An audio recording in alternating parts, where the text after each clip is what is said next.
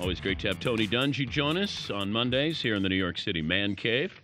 We're watching the Cowboys last night, and it's right after halftime. I said, you know what's going to happen, Tony? Cowboys are going to win, and they're going to frustrate the hell out of people watching this game because the Eagles on the road, they don't have 7 defensive starters. They don't have their starting quarterback, their starting running back. Best wide receiver. Yeah, and they put up, 33 points on the Cowboys, but the Cowboys are still alive and kicking. They are, and they had to have it, and to Tony Romo's credit, he got hot in the second half and kind of willed them to victory, but they play Cincinnati and Pittsburgh the next 2 weeks, and I said on our postgame show they're going to have to play a lot better because they have to run the table. Seattle, that was a huge win. You called it Russell Wilson. Seattle has beaten Dallas. They've beaten Chicago. They've beaten Green Bay. So they've got the tiebreakers. Dallas is going to have to run the table, and I just don't see it with that inconsistent play. I saw a report in Trenton, New Jersey, and it's supposed to be a reliable source who knows Andy Reid, that Andy Reid will be the coach of the Cowboys next year. I could see it. You I could? see it, yes. Why? Well, I think, well, first of all, he's going to get fired. Yeah. And there's going to be about 8 other openings, and NFL owners say, who is the sure thing? Who can get my team to the playoffs? And he's done it. He's taken teams there, so he's going to be a hot commodity. And he knows the division. He's got a lot of things that would be attractive to Dallas if they don't make the playoffs, and I don't think they're going to make it. So if they don't make the playoffs, you think Jason Garrett's done? I don't know that, but if he is done, I could see Andy Reid being the choice. I had a couple of things. It was obviously a heavy day yesterday with dealing with the Kansas City Chiefs and what happened. Should they have played? And I said, I can't decide for somebody. I in the moment like that to play or not, and I just have to trust the players doing what they think is best, or Romeo Crennel. But as I said to you, there's nothing in the coaching guidebook, the handbook, that says this is what you do after a tragedy. Right, and nothing for the owners, nothing for the NFL really. Should we play, shouldn't we? Hey, one of our players, killed someone else. Now, if he'd have just killed his girlfriend, then do we play? What makes it so we don't play? It was a hard question. I think they did the right thing. They polled the players. The players said they wanted to play. To me, that was reason enough to move forward. But what hits you in a moment like that as a former coach? Well, what hit me is that's what you're always thinking about. People think you're thinking constantly about how to scheme this and how to put this offense in and how to put this play in. And it is. You've got 53 sons. They've got families. You've got an extended family of 200 people that you're working with every day you're coaching. You hear about a lot of these things. Not necessarily on that level, but all the things that go on in people's lives, you hear about it, you know about it. People don't understand that. And then to me, Bob talked about it last night, the gun thing. That was always a concern of mine. I've never owned a gun. I've never fired a gun. But I understand what the culture is. When I coached, we had the FBI come in for the league, the NFL office. Hey, you've got to do this. You've got to talk to your players about it. Every day or every year, the first day of training camp, I would say, how many of you guys have a gun? And 3/4 of the hands go up every year. This is your team with the Colts. With the Colts. Every year, hey, first day, who's got a gun? They all the hands go up. You say, okay, here's the deal. We've got to get them registered in Indiana. We've got to follow all the rules. You've got to know that you can't have it on NFL property. You can't take it to away games. You can't bring it to the facility. If you've got it here in training camp, we've got to lock it up while you're here. Go through all those things. And it wasn't explained to them, hey, you shouldn't have a gun. That was passed, okay? But you, as part of your job as coach, you don't give your opinion on that? You talk about that, but, hey, it's passed. Coach, you're living in another world, okay? I've had a gun since I was X years old. I'm going to keep a gun. I'm always going to have a gun to protect my family. I'm going to have a gun when I go out on the street in Indianapolis. And this is everybody. This is not one person. But why? Do they tell you why? They feel like they need protection. And some of them have grown up this way. Everybody else had a gun, so I've had a gun. And, again, it's not my era. It just baffled me. But that's the reality we live in, and it comes back to haunt you. Yeah. Well, I don't believe if Javon Belcher didn't have a gun that he and his girlfriend would still be alive today. If he wanted to get a gun, you can get a gun. Now I know that he probably there are reports he had a few guns there. I just can't. I couldn't get out of my mind what Scott Pioli, Romeo Crennel, and Gary Gibbs saw on Saturday. It's hard to envision. How do you thank your coach and GM and defensive coordinator for letting you have this opportunity, and then you kill yourself in front of them? Well, first of all, you're dealing with somebody who's not in a stable frame of mind, so anything can happen. But to see it and go through it, I can just sympathize with Romeo saying, hey, I don't want to take any questions on this. I don't want to replay this in front of millions of people. It's just not right. I can't even imagine it. Cannot imagine it. All right, we'll bring you back. We'll do another segment, if that's okay, Tone. We'll talk a little football. Got the game coming up tonight, Giants and the Redskins. Huge game. Is Russell Wilson the best rookie quarterback in the NFL? He is, according to some of his defensive backs there. And what we saw yesterday, that was impressive stuff. And as I've always said to Tony, if Russell Wilson was listed at 6'2", he would have been a first-round draft pick. We profile in the NFL in more ways than one, and he's a classic example because that kid is a leader. So is Andrew Luck. He got RG3 on display coming up tonight. But we'll talk some other things about the playoffs, some of these teams that he think here for the long haul, and some that may have some bigger issues. Also, who should start for the Jets in the game against Jacksonville? We're going to talk about that. I got to put you on record, Tom. We'll continue with Tony Dungy. You're listening to The Dan Patrick Show. Tony Dungy staying with us. MVP right now is who? I'd have to say Peyton Manning for what he's done. But I do agree with you. And you have to look at Andrew Luck. This team won 2 games last year, and they're going to win probably 11 games. If they win 11 games, is he your MVP? No matter what Peyton does? You know what?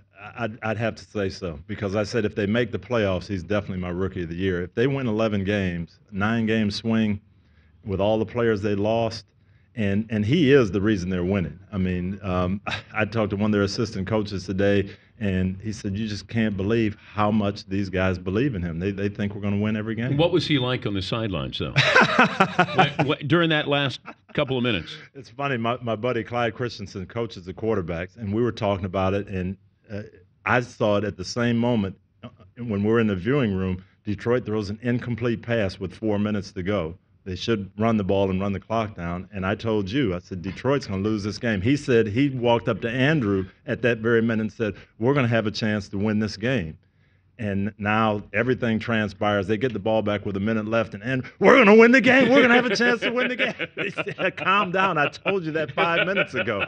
But he said he is so energetic and so emotional and high all the time that the players just respond. He's kind of geeky and dorky, though. Yes, and very, unassuming, but into it.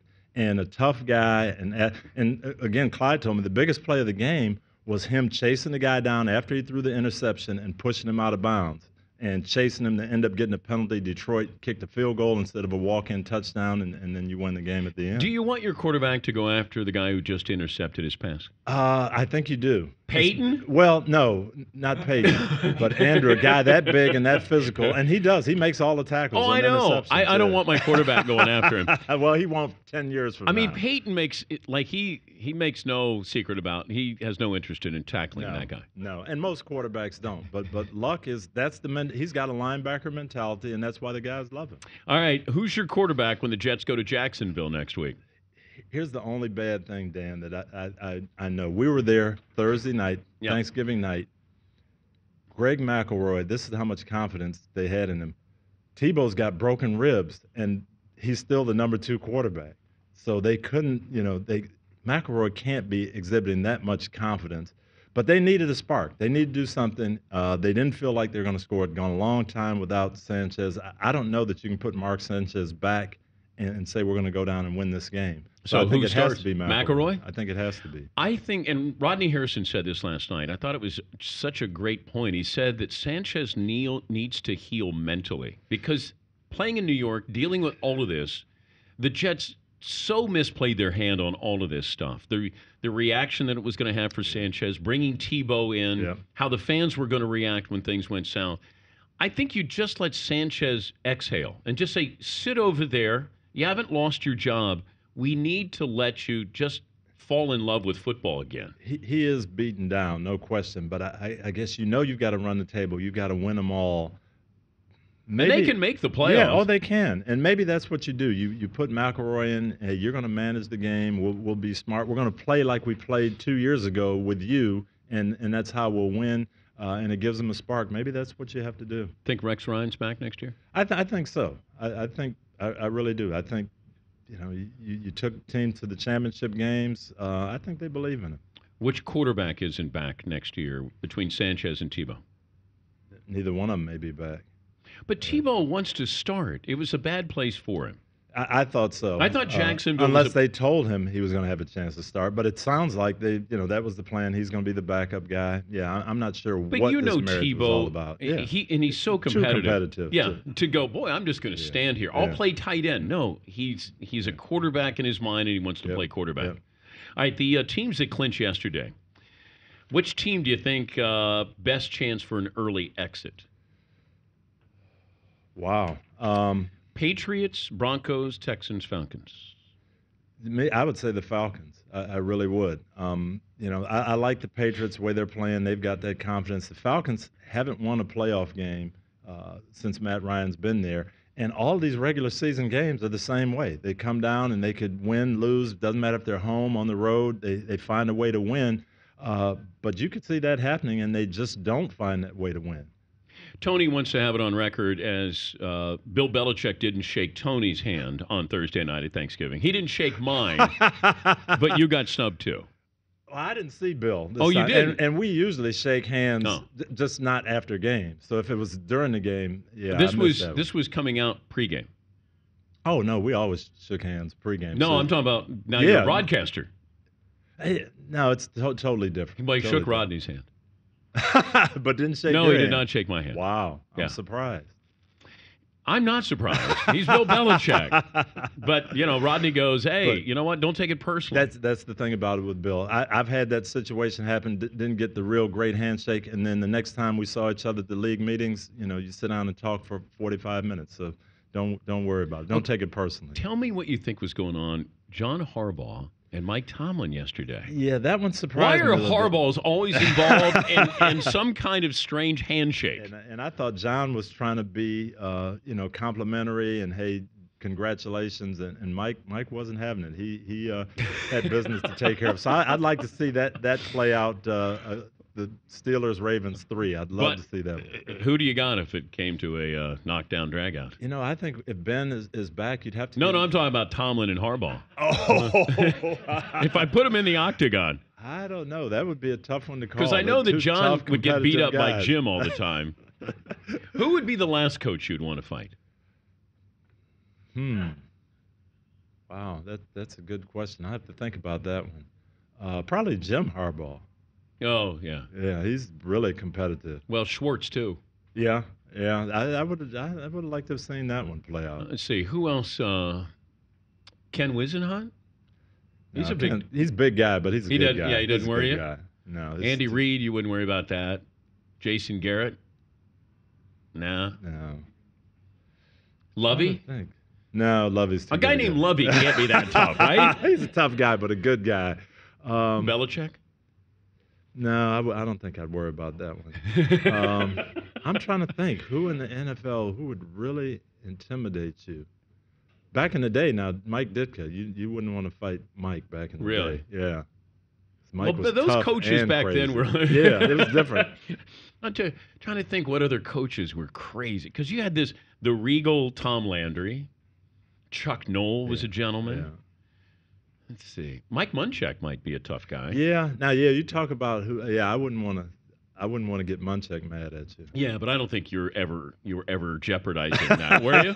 Did you ever get angry at another coach? Not at a coach. No. What about that handshake at the end of a game? Always. It's just nice. It's what you do. Yeah, it's part of it. It was never confrontational for me. I don't think. How important is this game tonight, Giants-Redskins? This is huge for both teams, I think. If the Redskins win, then they feel like they're in it.